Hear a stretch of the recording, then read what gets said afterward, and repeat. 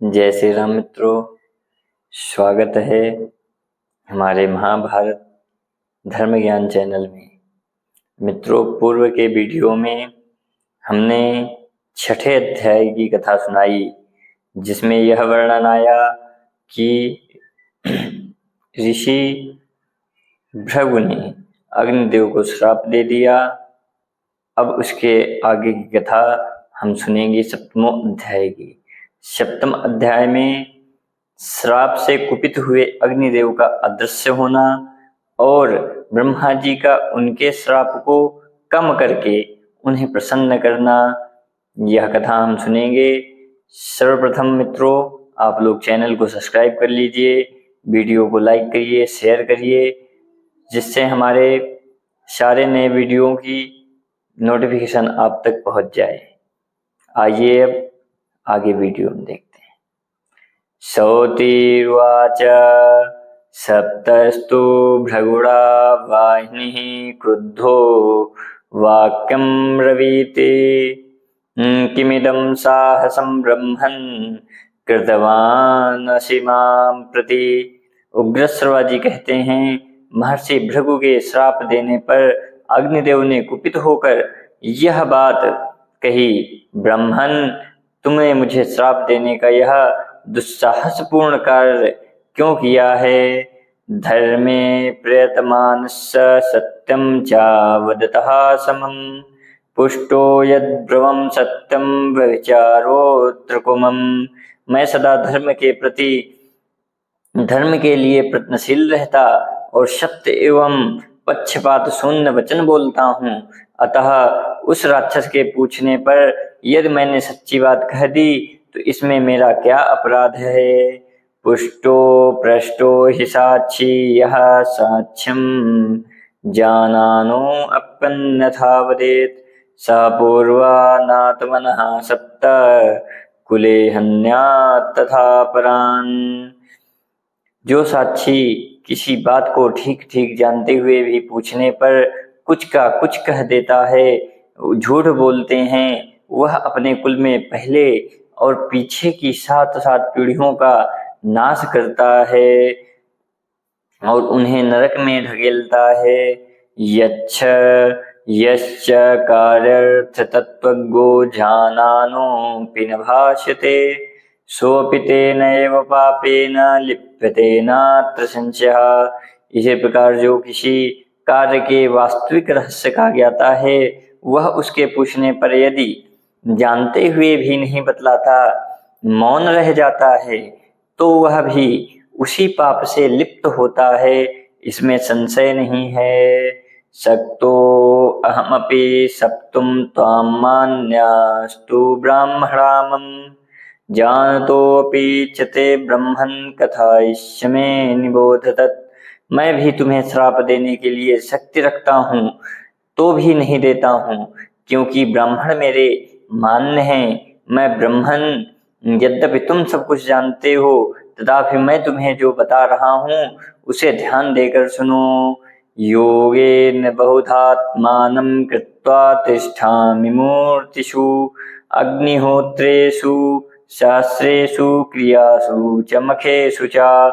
मैं योग सिद्धि के बल से अपने आप को अनेक रूपों में प्रकट करके गार्हपत्य और दक्षिणाग्नि आदि मूर्तियों में नित्य किए जाने वाले अग्नि होत्रों में अनेक व्यक्तियों द्वारा संचालित शस्त्रों में, गर्भाधान आदि क्रियाओं में तथा ज्योतिष्टुम आदि मखों यज्ञों में निवास करता हूँ। वेदोक्तेन विधानेन मयि यद् हूयते हविः देवताः पितरश्चयो तेन तृप्ता भवन्ति वै। मुझ में वेदोक्त विधि से जिस हविष्य की आहुति दी जाती है, उसके द्वारा निश्चय ही देवता तथा पितृगण तृप्त होते हैं। आपो देव गणाः सर्वे आपः पितृगणस्तथा दर्शश्च पौर्णमासश्च देवानां पितृभीषः। जल ही देवता हैं तथा जल ही पितृगण हैं। दर्श और पौर्णमास याग पितरों तथा पूजे जाते हैं और पृथक पृथक भी विभिन्न पर्वों में दोनों एक रूप में भी पूजे जाते हैं। मुझ में जो आहुति दी जाती है उसे देवता और पितर दोनों भक्षण करते हैं, इसलिए मैं देवताओं और पितरों का मुख माना जाता हूँ। अमावस्या को पितरों के लिए और पूर्णिमा को देवताओं के लिए मेरे मुख से ही यह आहुति दी जाती है, और उस आहुति के रूप में प्राप्त हुए हविष्य का वे देवता और पितर उपभोग करते हैं। सर्वभक्षी होने पर मैं इन सब का मुंह कैसे हो सकता हूँ।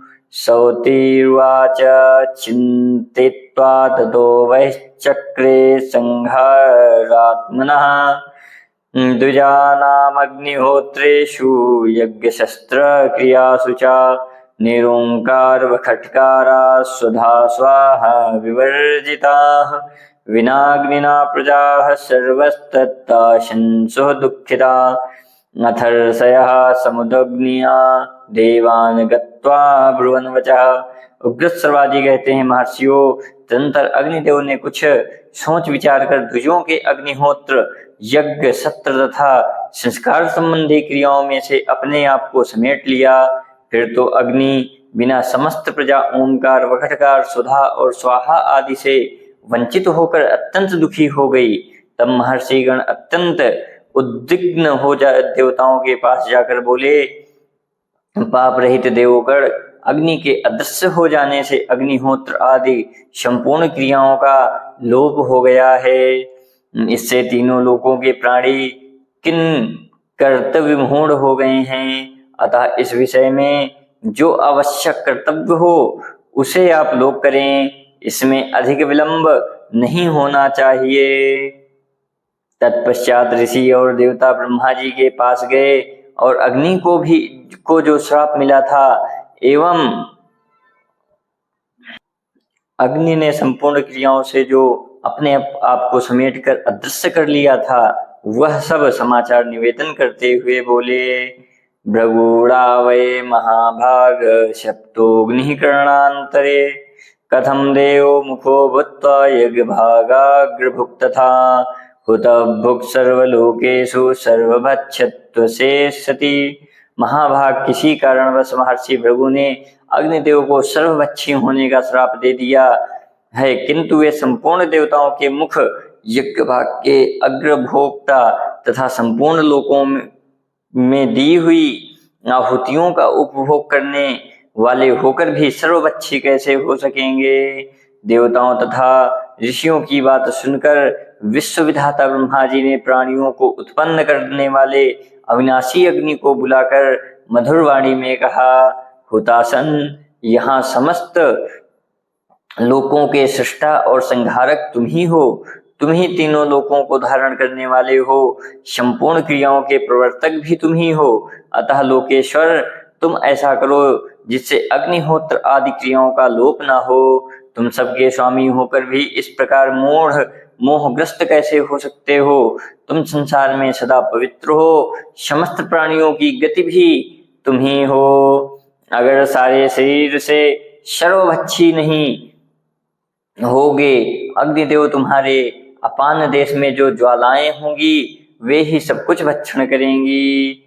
इसके सिवा जो तुम्हारी क्रियावाद मूर्ति है, कच्चा मांस या मुर्दा जलाने वाली जो चिता की आग है, वही सब कुछ भक्षण करेगी।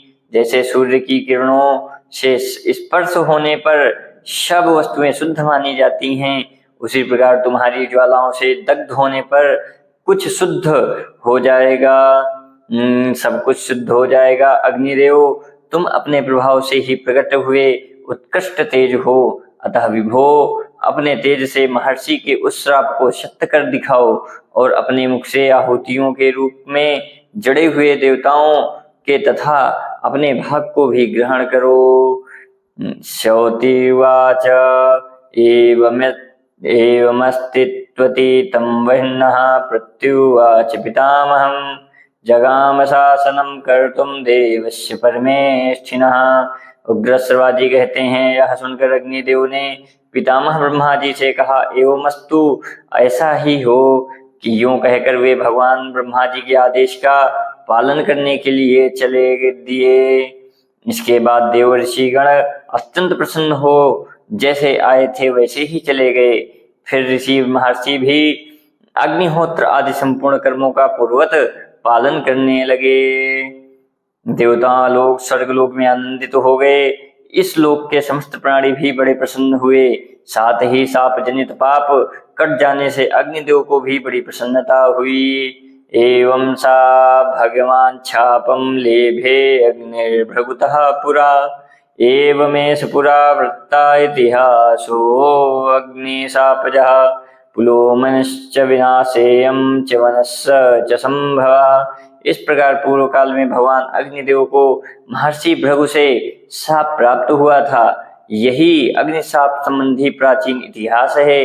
पुलोमा राक्षस के विनाश और च्यवन मुनि के जन्म का वृत्तांत भी यही है। इति श्री महाभारते आदि पर्वणि पौलोम पर्वणि अग्निशाप विमोचने 7वां अध्यायः।